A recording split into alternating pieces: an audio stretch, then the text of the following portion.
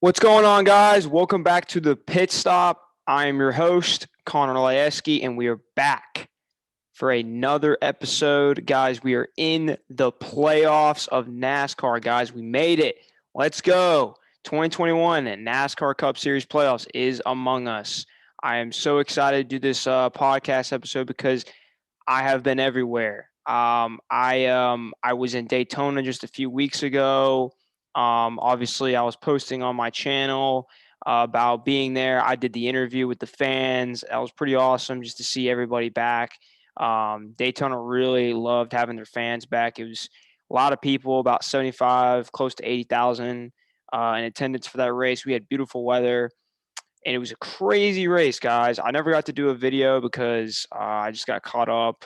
School, I'm back in Clemson, so school has been picking up. I was in Charlotte last weekend for the big Clemson Georgia game, so I really just haven't had much time to kind of hop on the podcast.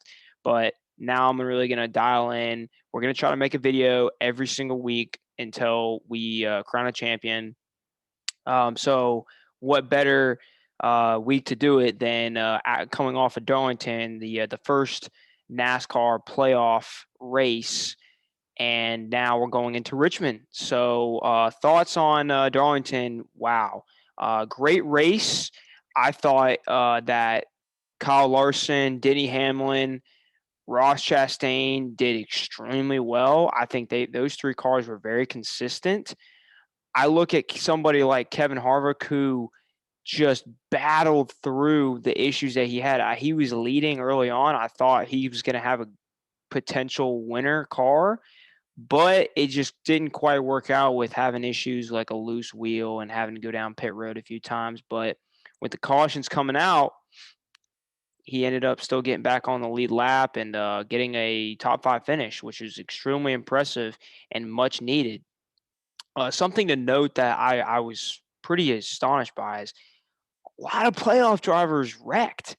They had a lot of issues. I don't know what was going on with the 48. He hit the wall very early on, messed up his day pretty much. We had Michael McDowell get turned out of turn 3 or turn 2, whatever that was, into the wall. That ended his day. We had, of course, Kyle Busch, who everybody knows, sounded off on the interview with NBC about how he felt about his day before Austin Dillon got into him, and he ended his day. We're going to get into that later on. And then we also got to see William Byron and Chase Elliott hit the wall. That was pretty interesting to see. Oh, and not to mention Ryan Blaney, the man who had the pole for Darlington, he had brake failure. So there was a ton of playoff drivers involved in something. It was really crazy because I was like, wow, first race, you would have thought all the playoff drivers would have had it dialed in. Here we go. And then, dang, all these cars had issues. So it worked out for somebody like Kevin Harvick, Brad Keselowski, some of these guys that ended up still coming in the top 10 after not a great day either for them, but they got to manage to get out of it. So it was pretty crazy. So before we get into anything else, though, I do want to show you guys the standings here as we speak. So we can get into this. I was going to get into the interview in just a few moments here, but with Denny Hamlin capturing the win, which was a great finish, by the way, I should say that Kyle Larson tried to pull off some crazy video game move that I don't think anybody could have pulled off other than Kyle Larson. It was pretty insane what he was going to try to do, but all the effort, hey, I would have tried to do the same thing. Last lap at Darlington, you going for the win. So Denny Hamlin gets his first win for the season. What better time to get it than now? So he is locked into the round of 12 with Kyle Larson behind him. Martin Truex Jr. had a good finish, third. If it wasn't for that speeding on pit road, he might have had a chance to win this thing. Towards the end, he caught with that speeding on pit road, and that kind of killed him. Still a good finish, third on the standings. Kurt Busch had a good run. I was impressed. He kind of led some laps early on. Didn't have the car to win, but he still ended up in the top 10 finish. So he's fourth in the standings. And then, of course, Ryan Blaney he fell to fifth because of spinning out with brake failure, but he still had enough points, so he's fifth. Didn't fall too much. 22 points ahead of the cut. Joey Logano sixth. Kevin Harvick seventh. Kevin Harvick has now moved to 7th. He started 16th seed, but because he had the top 5 finish and some of those playoff drivers wrecked, he got to move up to 7th. Brian Keselowski 8, 9, Christopher Bell, Chase Elliott 10, Eric Almirola 11th, and Tyler Reddick 12th. And as you can see, the 4 that are on the bubble under it, Alex Bowman, he had car trouble. Kyle Busch, he wrecked. William Byron, he wrecked. And Michael McDowell wrecked. But we do notice here that they're not that far behind, -20, -9, -2. And, of course, Alex Bowman is 0 with Tyler Reddick. So there's a lot to happen in the next couple weeks. It's very close. I feel like this is a lot closer than we had last year with the point standings. So I think this is going to be really interesting to see how Richmond and Bristol play out, especially because Kyle Busch is very good at both of those tracks, one of his 2 best tracks he's good at. Although, he doesn't really seem to care as much when you ask him. But hey, we are looking good for this weekend, guys. I think these guys after Darlington are kind of got a little bit of a, taste of what the playoffs are going to be like. And hey, 2 races and you got to make that cut line. So little room for error here, guys. It is nice, I guess, if you did mess up in Darlington, you do have 2 races to catch back up and you're not down too many points. And speaking of that, I want to talk about Kyle Busch. So Kyle Busch. Okay, everybody knows Kyle Busch gets rowdy. That's why they call him Rowdy Busch. But something that I don't understand is why does Kyle Busch get so frustrated and just give up? When something like that happens, it's part of racing. It's going to happen. I know it's frustrating. I know it's the playoffs. I know you don't like some things that happen, but it's part of the sport. You have 2 races to bounce back. You're only down 9 points in the cut. It's not like it's over. I don't understand his actions and his common sense to just roll down pit road going fast as crap. I don't know. He was probably going over the speed limit, rolls into the garage, doesn't even check down pit road, doesn't even check in his pit box, just goes straight to the garage. He's like on the radio, it's over, we're done, acting like his season's over practically, goes into pit, runs over cones, almost hits workers that are trying to literally like work and get to their pit stall or wherever they're going. It's unbelievable. I mean, it's all over, NBC and every just look up how he handled the situation. It was terrible. I mean, even the announcers were like, you got to have more common sense to that. You ran over a cone, almost ran over a person.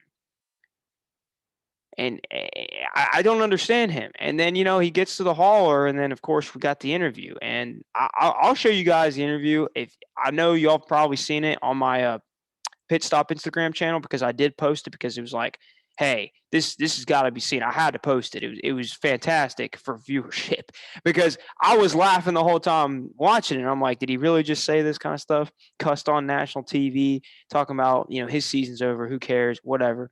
I'm gonna play it for you guys again. For those who haven't seen it, it's on my Instagram channel at the Pit Stop channel on Instagram at the Pit Stop channel. My recent is about the wreck and how he handled the situation. It's beyond me, but I'm gonna give you guys a look at it since there might be some people in here that haven't seen it. Let's take our lumps. We're running like we got wrecked, so it's what you get when you run like. Just shouldn't be there. I don't know what our problem is, but every time we go to sim and use sim and think we have a good sim session, we go to the racetrack and we suck. So I'm done with that, and we'll have to use some other tools on figuring out how to be good. But M&M's Camry was not very good, and we're running terrible, and we got wrecked. Wasn't the three's fault. I know the frustration is there. To negativity. To think about the next 2 racetracks where you're so good. Who cares? Get what we get. All right, Kyle Busch does have 14 wins at the next 2 racetracks, but clearly exactly. He's got 14 wins. It doesn't make any sense. Why would you? By the way, guys, he was fined $50,000 for saying that on TV, and I'm sure some of that money had to go with almost killing somebody if he would have ran over someone. Just don't make any sense. Kyle Busch. Tell me how you really feel. Tell everybody how much you're upset and complaining. You think the world is over because you had one bad race. This guy's a champion, man. A champion, a NASCAR champion. You shouldn't be acting like that, man. Grow up. This is why you got fined $50,000, man. Because you don't know how to handle yourself when that happens. And I'm not going to be surprised. He's probably going to win Bristol or Richmond. I mean, I won't be surprised if he wins Bristol or Richmond. Then what is he going to say? He's going to act like, oh, yeah. We're going on to the next round. I'm so happy my team did very well. He's going to act like nothing ever happened. And then you know what's going to happen? If he doesn't win, he's going to go back to Darlington and say, I called it. I mean, the negativity from him, I don't know how anybody could be an actual fan of him if he's going to talk like that. It's ridiculous. That's why it's hard for me to pull for him. I like him for his entertainment, obviously.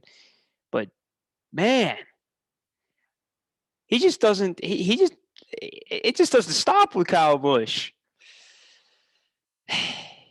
Well, we'll see how he does. But, hey, interesting, crazy weekend at Darlington. As always, Darlington normally lives up to the hype. It was a great race. But, yeah, Kyle Busch stole the show that night.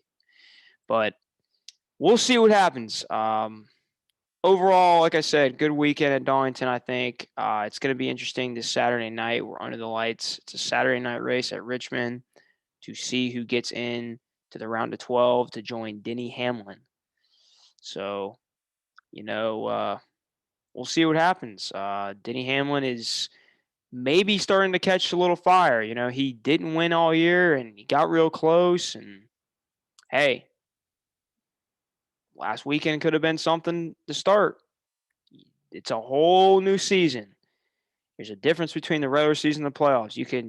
Look at Harvick, 16th seed coming in, barely got in, got wrecked at Daytona, got the last seed in, and now he's 7th in the standings. Playoffs are different. You get in, it's a whole new season. So we'll see what happens, guys. Kyle Larson probably still is the favorite, but we're going to get closer and closer, and we might see some surprises. People were talking about Ryan Blaney being the new favorite. We'll see what happens with him. He's looking good to move on to the next round, but wrecked last weekend at Darlington, spun out. Week to week, guys, this is how it is. NASCAR 2021 playoffs. I'm excited. I know you guys are excited out there that are my fans or fans of NASCAR. Stay tuned. Saturday night, NBC, SN. It's going to be a good race. We love Richmond. Richmond's one of my favorite tracks to watch on television. So stay tuned, and we'll come out with another video next week highlighting what happened, who won, if there was chaos, drama, all of it. I'm super excited, guys. 2021 playoffs. Let's go. Stay tuned to my Instagram channel. We will be posting, keeping up to date what's going on in the standings, highlight reels, whatever. I hope you guys liked that interview I did at Daytona a couple weeks ago. It was a really fun race, great experience, good weather, everything worked out. And so just stay tuned, guys. At the Pit Stop channel on IG. Make sure you drop your comment below on the video, and let me know what you thought about Darlington. What do you think about Kyle Busch getting fined $50K and all that other crap that was going on with him? Just let me know what you guys think in the comments below, and make sure you hit that subscribe button down below. I'll see you guys next week.